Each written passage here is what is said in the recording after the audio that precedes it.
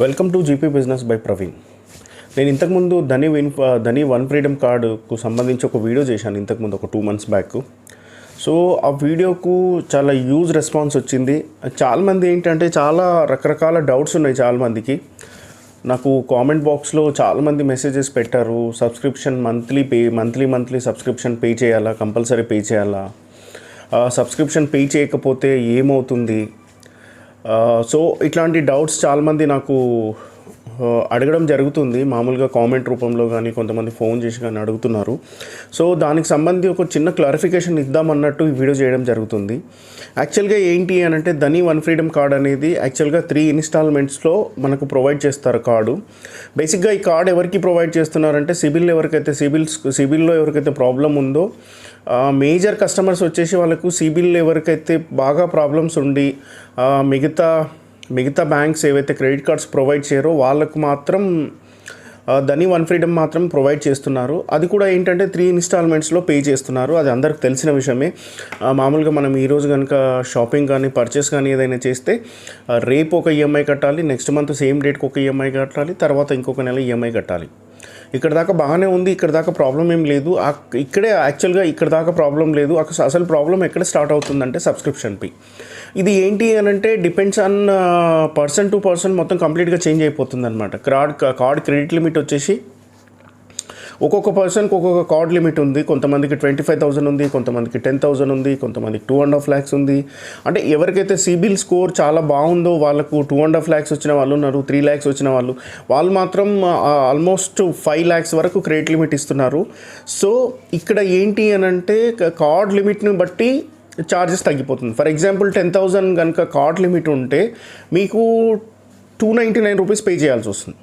Every month 299 rupees pay చేయాల్సి వస్తుంది. For example 25,000 ఉంది అని అంటే ఆల్మోస్ట్ 599 రూపీస్ 399 రూపీస్ పే చేయాల్సి వస్తుంది. సో ఈ రకంగా కార్డ్ క్రెడిట్ లిమిట్ని బట్టి మీకు సబ్స్క్రిప్షన్ ఫీ ఉంటుంది. చాలామంది ఏమనుకుంటున్నారు అని అంటే సరే కార్డ్ వల్ల కొంతమంది ఇబ్బంది పడుతున్నారు, కొంతమందికి కరెక్ట్గా యూటిలైజ్ చేయడం రావట్లేదు, కరెక్ట్గా యూజ్ చేయడం తెలియట్లేదు. అట్లాంటప్పుడు ఏమైపోతుంది అని అంటే చాలామంది ఏంటి అని అంటే కార్డ్ని వాడడం మానేశారు. అయితే ఇక్కడ వచ్చిన ప్రాబ్లం ఏంటి అని అంటే most of the people doubt ఏంటి అని అంటే మేము కనుక మంత్లీ సబ్స్క్రిప్షన్ ఫీ కనుక కట్టకపోతేనంటే సిబిల్లో ఏమైనా ప్రాబ్లం అవుతుందా? 100% సిబిల్లో ప్రాబ్లం అవుతుంది. వాళ్ళు ఏం చేస్తారు అంటే ప్రతి నెల మీ అకౌంట్ని సిబిల్కి అప్లోడ్ చేస్తారు. మీరు మామూలుగా పేమెంట్ ఇన్ టైంలో పేమెంట్ చేశారా లేదా అనేది ఖచ్చితంగా సిబిల్లో మాత్రం ఎంటర్ చేస్తారు. మీరు ఎప్పుడైతే వాళ్ళు సిబిల్లో ఎంట్రీ చేస్తారో ఖచ్చితంగా మీది అక్కడ డిఫాల్టర్ కింద డిస్ప్లే అవుతుందన్నమాట. అక్కడ ఎలా ఉంటుందంటే సిబిల్లో ఎలా ఉంటుందంటే ఇప్పుడు ఫర్ ఎగ్జాంపుల్ ఈ నెల సబ్స్క్రిప్షన్ మీరు కట్టలేదు అనుకోండి, వాళ్ళు ఏం చేస్తారంటే లాస్ట్ 30 days నుండి మీకు చూపిస్తూనే ఉంటారు అనమాట.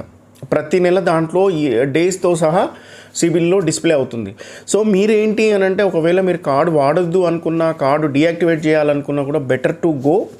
మీరు చేయాల్సింది ఏంటంటే మీకున్న సబ్స్క్రిప్షన్ ఫీలు అన్నీ పే చేయండి. అట్ ది సేమ్ టైం మీరు తీసుకున్న ఈఎంఐ ఏదైతే ఉందో అది కూడా మొత్తం క్లియర్ చేసిన తర్వాత ఒక్కసారి క్లియర్ అయిపోయిన తర్వాత కస్టమర్ కేర్కి బిఫోర్ దట్టే మీరు పేమెంట్ చేయకంటే ముందే కస్టమర్ కేర్తో మాట్లాడి, ఇక్కడ ప్రాబ్లం ఏంటంటే కస్టమర్ కేర్ కూడా కలవదు అనేది చాలామంది కంప్లైంట్. ఎస్, కొంచెం టెక్నికల్గా కొంచెం ప్రాబ్లం ఉంది. మీరు కొంచెం కరెక్ట్గా కస్టమర్ కేర్కి ఫోన్ చేయండి. మామూలుగా 1, 2, 3 ఏదైతే నెంబర్స్ మనం ప్రెస్ చేస్తామో దాంట్లోనే వస్తుంది. డెఫినెట్గా కస్టమర్ కేర్ కనెక్ట్ అవుతుంది. బట్ ఏంటి అని అంటే మనకు చాలామందికి అది కరెక్ట్గా ఎలా కనెక్ట్ చేసుకోవాలో తెలియట్లేదు. సో ఒక్కసారి మీరు కస్టమర్ కేర్తో మాట్లాడితే వాళ్ళు ప్రాసెస్ చెప్తారు. మీ మొత్తం పేమెంట్ ఎంత, టోటల్ పేమెంట్ ఎంత ఉంది, ఇంక్లూడింగ్ సబ్స్క్రిప్షన్ ఫీజ్తో సహా మొత్తం చెప్తారు.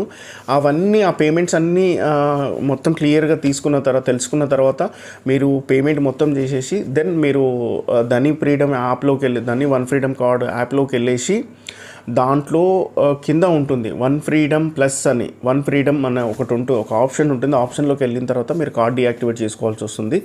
సో మీరు ఆ పేమెంట్స్ చేయండి. మీకు ఫ్యూచర్లో మీరు ఏమనుకుంటారు, జనరల్గా కామన్గా ఎవరైనా ఏమనుకుంటారు అని అంటే పర్లేదులే సబ్స్క్రిప్షన్ ఫీయే కదా, కట్టకపోతే ఏమవుతుంది, ఏం కాదులే అనుకుంటారు. వాళ్ళు మిమ్మల్ని వదిలేసినా కూడా మిమ్మల్ని మీరు వదులుకోలేరు. ఫర్దర్గా ఫ్యూచర్లో ఎప్పుడైనా 1 yearకో 2 yearsకో 3 yearsకి ఎప్పుడైనా మీకు లోన్ అవసరం ఉండి మీరు బ్యాంకుకి కానీ వెళ్ళినప్పుడు డెఫినెట్గా ఇది అక్కడ సిబిల్లో చూపిస్తుంది. మీ స్కోర్ మొత్తాన్ని ఇది మామూలుగా మొత్తం మీ స్కోర్ మొత్తాన్ని తగ్గిపోతుంది. దీనివల్ల మీ స్కోర్ మొత్తం తగ్గిపోతుంది. కాబట్టి మళ్ళీ మీ స్కోరు ఇంప్రూవ్ అవ్వాలంటే మళ్ళీ దానికి సంబంధించి మళ్ళీ కొత్త యుద్ధాలు చేయాల్సి వస్తుంది. మళ్ళీ కొత్త లోన్ తీసుకోవాలి, ఈ సబ్స్క్రిప్షన్ ఫీ మళ్ళీ పే చేయాలి. అన్ని రోజులకు మీరు ఒక 2 years కట్టకపోతే 2 yearsకు ప్రతి నెల సపోజ్ ఫర్ ఎగ్జాంపుల్ మీరు 300 రూపీస్ పడుతుంది అనుకోండి. ఆ 300 రూపీస్ ఇంటూ మళ్ళీ 36 months, 3 years అంటే 36 months. ఈ 36 monthsకి సంబంధించిన మొత్తం సబ్స్క్రిప్షన్ ఫీ పే చేయాల్సి వస్తుంది. మళ్ళీ వాళ్ళు ఏమైనా పెనాల్టీలు వేస్తే ఆ పెనాల్టీలు కూడా పే చేయాల్సి వస్తుంది. ఇట్లా టెక్నికల్గా చాలా ప్రాబ్లమ్స్ వస్తాయి. వాళ్ళు మిమ్మల్ని వదిలిపెట్టినా సిబిల్ మిమ్మల్ని వదిలిపెట్టదు. వాళ్ళకి తెలుసు. ఒక్కసారి మీరు కార్డు యాక్టివేట్ చేసుకొని మీరు కార్డు వాడట్లేదు అని అంటే డెఫినెట్గా మీరు ఈరోజు కాకపోయినా రేపైనా మళ్ళీ తిరిగి వాళ్ళ దగ్గరకు వస్తారని చెప్పి వాళ్ళకి తెలుసు. యాక్చువల్గా బ్యాంకర్స్ బలమే సిబిల్. మీరు కట్టకపోయినా వాళ్ళు మీ దగ్గరకు వచ్చినా రాకపోయినా డెఫినెట్గా సిబిల్లో మాత్రం చాలా ఎఫెక్ట్ అవుతుంది. కాబట్టి మీకు ఖచ్చితంగా ప్రాబ్లమే అవుతుంది.